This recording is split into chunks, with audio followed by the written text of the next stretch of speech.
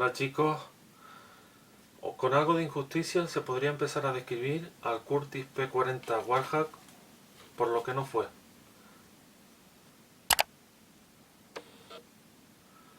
No fue el caza estadounidense más rápido ni el que más derribos consiguió en la Segunda Guerra Mundial, título que se lleva el P-51 Mustang.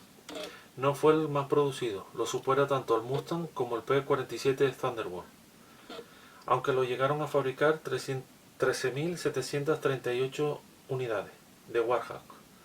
Tampoco destacó en el teatro de operaciones europeo, donde mandaron primero los Spitfire y los Hurricane, y después los estadounidenses Mustang y Thunderbolt. Ni destacó como Dogfight, combate a baja altura, en el que cualquiera de los anteriores lo superaba en funciones ante los cazas del eje. Sin embargo, el Warhawk se ganó un lugar en la historia gracias a su rendimiento en el resto de teatros de operaciones, desde el Mediterráneo y África del Norte hasta los del Pacífico, incluidas China, la India y el Pacífico Sur. Su creador, Donovan Rees-Berlin, fue un diseñador de aviones militares estadounidense y ejecutivo de la industria aeronáutica. Entre muchos diseños con los que está asociado se encuentra el Curtiss P-36 Hawk y el Curtiss P-40 Warhawk y el Fisher P-75 Eagle. Quienes lo pilotaron en todos los escenarios coincidieron en destacar dos virtudes del P-40: su resistencia para recibir fuego enemigo y seguir en vuelo, y su incomparable potencia para atacar en picado y a alta velocidad, como escolta de bombarderos y en ataque a tierra como un cazabombarderos. El Warhawk cumplió con creces su misión: asegurar la superioridad aérea en cada territorio donde fue desplegado. Su función le aseguró una supervivencia que otros cazas similares no tuvieron. El P-40 entró en actividad en 1939 en el norte de África y voló por última vez en 1958 en la Fuerza Aérea Brasileña. Debido a sus condiciones técnicas y deficiente función en combate a gran altura, el único teatro de operaciones en el que no destacó fue en el de Europa continental. Sin embargo, los P-40 participaron en misiones desde el Ártico hasta los trópicos, desde el desierto africano hasta la jungla asiática, en combate a nivel del mar o sobre el Himalaya.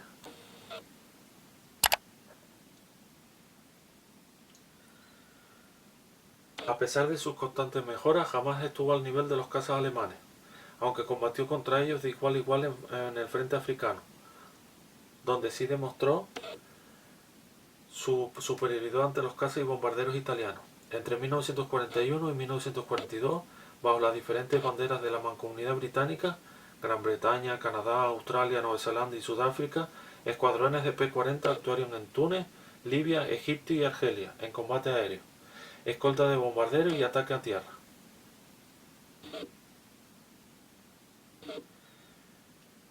Su función ayudó a frenar la embestida de los cazas alemanes hasta que tuvo disponible la versión tropicalizada del Spitfire.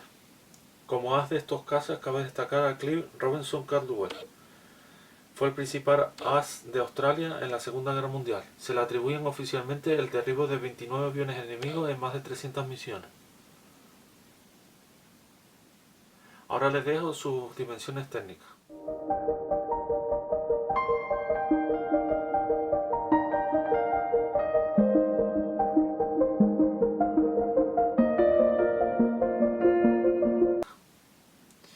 En la versión D de este caza se alteró significativamente la apariencia de la sección del morro. El radiador se agrandó y se adelantó. Las dos armas en la parte superior del capó del motor se cambiaron por 4 ametralladores de 12,7 mm montadas en las alas y se colocó una bomba de 227 kg o un tanque descartable bajo el fuselaje. En la variante B de la RAF añadieron un anclaje central que podía cargar una bomba de 113 kg con percutor extendido o un tanque adicional con combustible de 197 litros. Después lo incorporaron los P-40D de la Fuerza Aérea Americana. Ahora les dejo el armamento y su ficha técnica.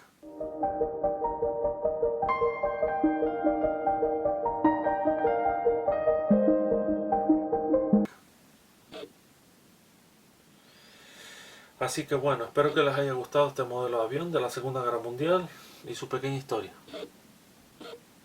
Gracias por ver el vídeo.